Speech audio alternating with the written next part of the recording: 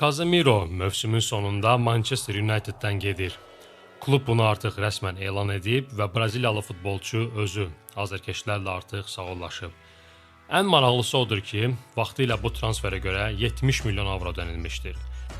İndi isə azad agent kimi pulsuz parasız komandanı tərk edir.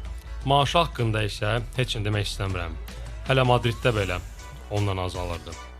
Uniteddə həmin o pula bir neçə gənc yarım müdafiəçi almaq olardı. Əslində Ten Hag başqa cür oyunçunu heyətinə qatmaq istəyirdi.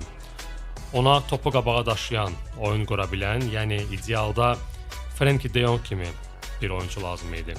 Amma rəhbərlik sırf dağıdan Casemironu komandaya qatdı. Braziliyalı birinci mövsümündə ot kimi olsa da, sonra ağırlaşdı və komandaya yük olmağa başladı.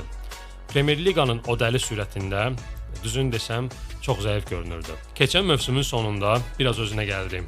Bu ildə 1-2 yaxşı oyunu oldu. Amma yenə də bu transfer boşa verilən pul kimi hesab olunur. Resurslar hədər getdi və indi yəqin ki Casemiro Saudiya istiqamətində gedəcək.